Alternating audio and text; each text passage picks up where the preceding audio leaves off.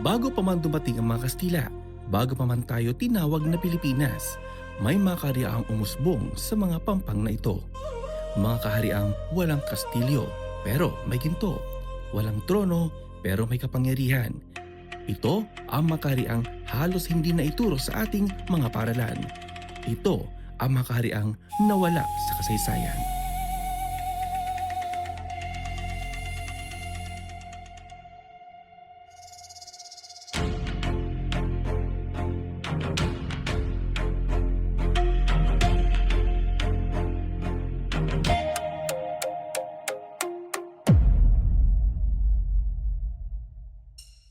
Lumaki tayo naniniwala nagsimula ang ating kasaysayan noong 1521.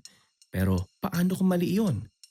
Paano kung bago pa si Magellan, may sarili na tayong sistema ng pamahalaan, kalakalan at diplomasya?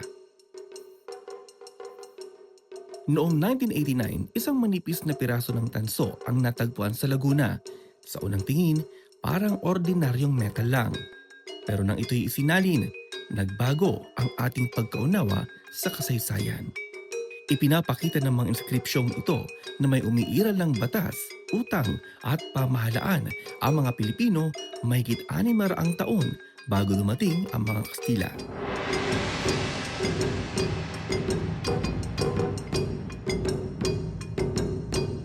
Sa Hilaga, umusbong ang kaharian ng Tondo, isang makapangyarihang sentro ng kalakalan. Sa tabi nito, ang Maynila, isang rahanate na may impluwensyang Islamiko at ugnayan sa Brunei at China. Hindi sila liblib na pamayanan, sila ay bahagi ng pandaigdigang kalakalan ng Asya. Sa mga tala ng China, may isang pangalan na paulit-ulit na lumilitaw, Ma-i. Isang kahariang hindi Kastila ang unang nakaalam, kundi ang mga Chino. Ayon sa mga Song Dynasty records, ang Ma-i ay isang respetadong trading state. Hindi ito kolonya, hindi rin ito tribo. At base sa ebidensya, ang Ma-i ay pinaniniwalaang matatagpuan sa Mindoro. Dito nanggagaling ang beeswax, perlas, bulak at ginto, mga produktong hinahanap ng mga mangangalakal mula China.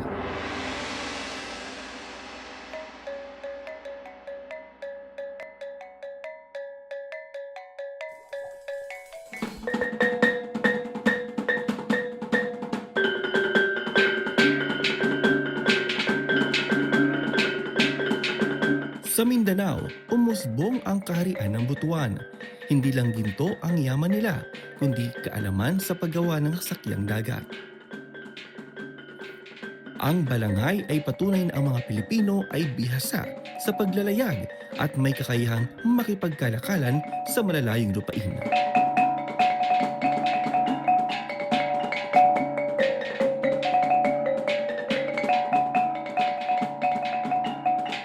Sa timog, umiral ang Sultanato ng Sulu at Maguindanao.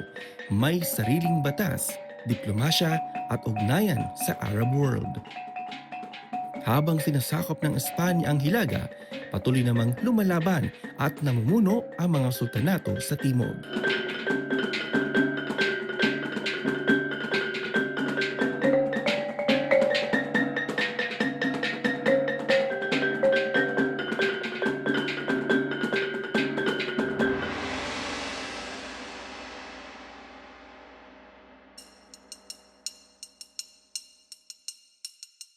Hindi sila nawala dahil mahina sila. Nawala sila dahil binura ang kanilang mga pangalan. Binago ang mga kwento, pinalitan ang mga titulo, at tinawag ang mga kaharian bilang tribo. Ang kolonyal na kasaysayan ay may sariling interes, ang ipakita na walang maayos na sistema bago sila dumating. Kung may kaharian pala tayo noon, ano ang ibig sabihin nito para sa ating pagkakakilanlan ngayon? Ang kasaysayan ay hindi lang tungkol sa nakaraan. Ito ay tungkol sa kung paano natin nakikita ang ating sarili. Ang mga kahariang ito ay maaring wala na sa mapa, pero buhay pa rin sa ating dugo, wika at kultura. Hindi sila alamat, hindi sila haka-haka. Sila ay patunay na bago tayo sinakop, may sarili na tayong dangal. Ako si Haji Rieta at ito ang aking assignment.